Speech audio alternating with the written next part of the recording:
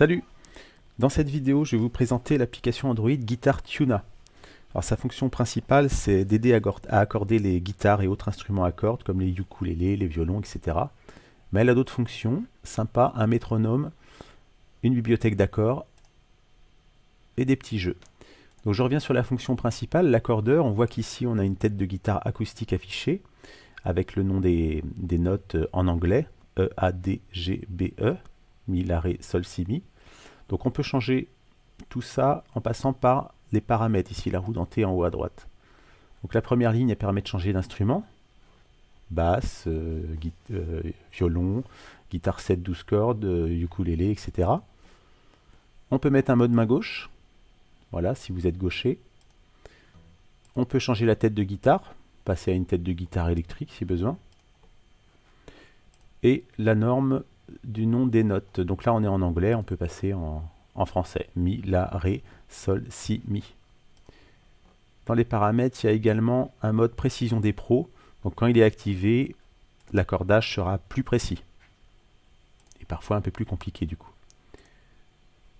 Voilà. En haut à droite, vous voyez l'interrupteur automatique qui est activé. Ça veut dire que si la guitare n'est pas trop désactivée, si elle n'est pas trop désaccordée, en jouant une note, l'application va tout de suite détecter de quelle note il s'agit et l'afficher ici, l'éclairer sur l'écran. Je fais un test par exemple avec mon Mi grave. Voilà, elle s'est allumée en blanc, vous voyez, ici. Et j'ai une indication en haut qui me dit qu'elle est trop basse.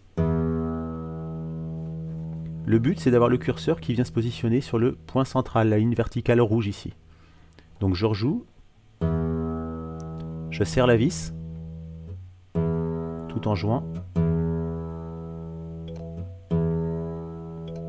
Voilà, il y a un ding-dong. La note ici, elle est passée au vert, donc elle est accordée. Donc je continue avec les autres cordes.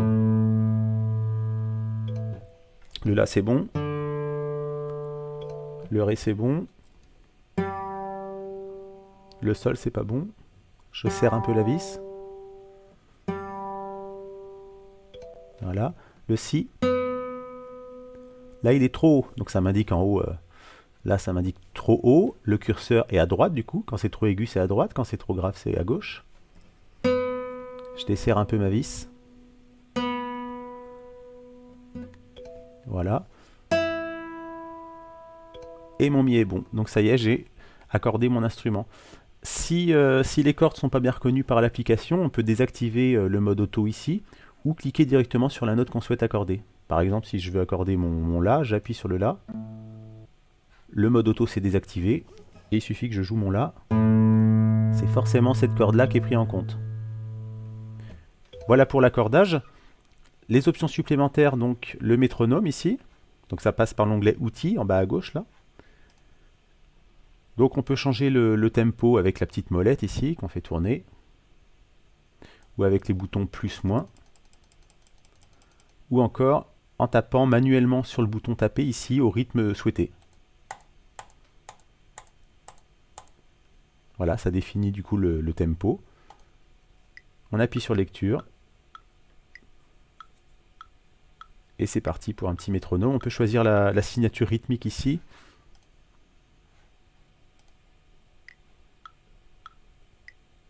Voilà. Pour ce petit métronome. Une bibliothèque d'accords, donc au même endroit dans l'onglet Outils. Donc on choisit sur la première ligne ici la note. Par exemple La.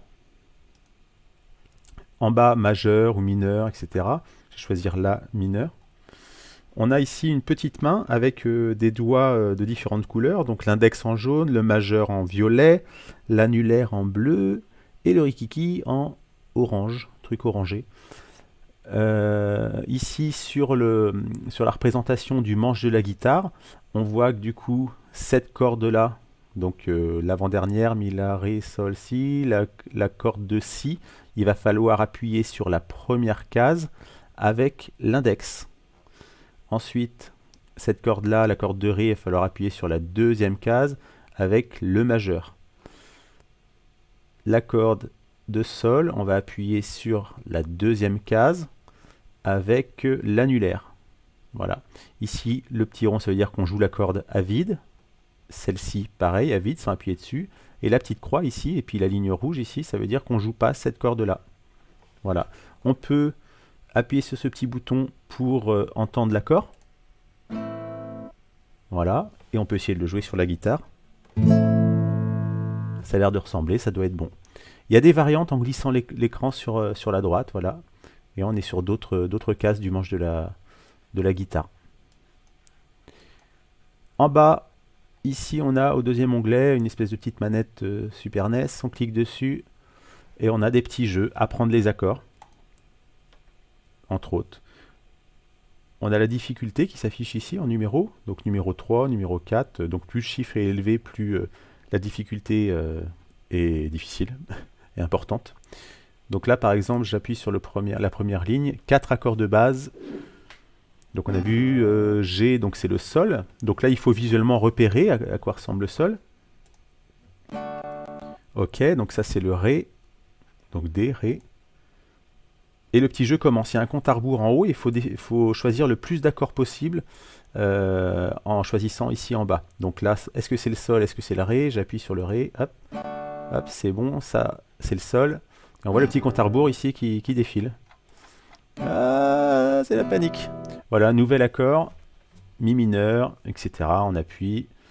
Là, il nous demande ce que c'est, donc je choisis Mi mineur, etc. Donc voilà pour un petit tour de cette application Guitar Tuna. A plus!